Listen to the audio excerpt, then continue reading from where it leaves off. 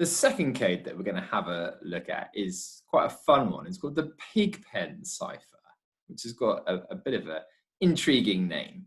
But essentially, you've got what looks like some weird kind of hieroglyphics. So if you just have a look at these, that at first glance would appear to be very difficult to actually decipher.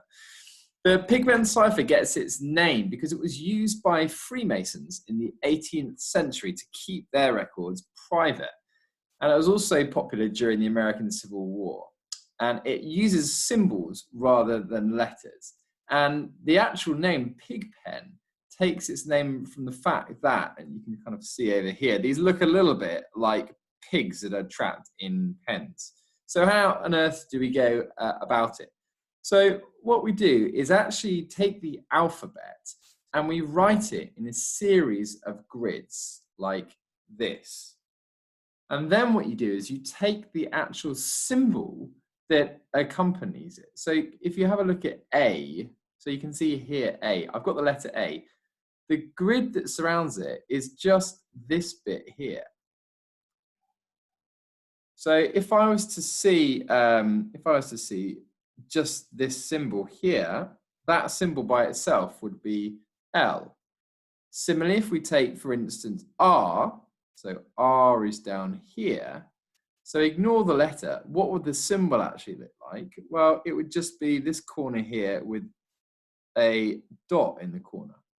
Well, similarly, what would X look like? Well, X is down here. So ignore the letter X. What would it look like? Well, it would look like this triangle with a dot inside it here.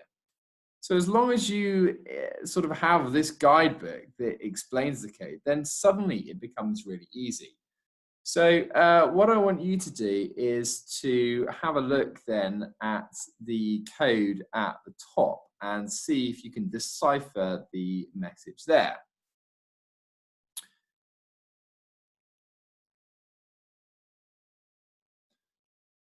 Okay, so the first letter then we can see this corner with no dot in it at all. So that's going to correspond to this shape here, which corresponds to the letter G. So we've got a G. The next one then, we've got three sides of a square and a dot. So what does that correspond to? Well, that's actually going to be here, isn't it? Three sides of a square in this orientation with a dot here is going to be O. So that's O. First word is go.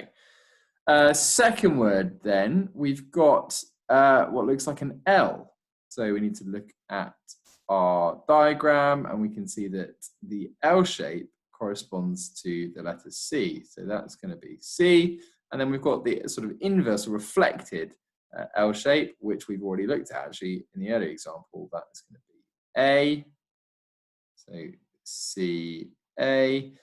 The next one then is the upside down inverted L with a dot in the corner.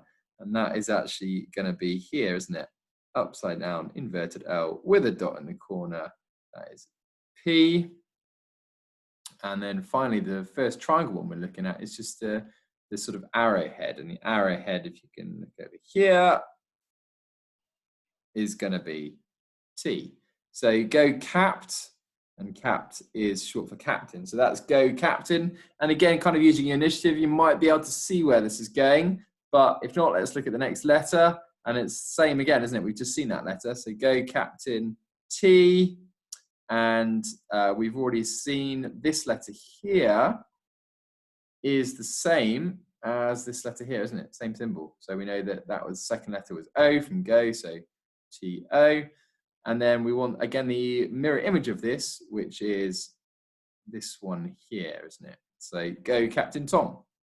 So have a play around with that, see if you can encrypt your own name. But this is quite a fun one to play around with.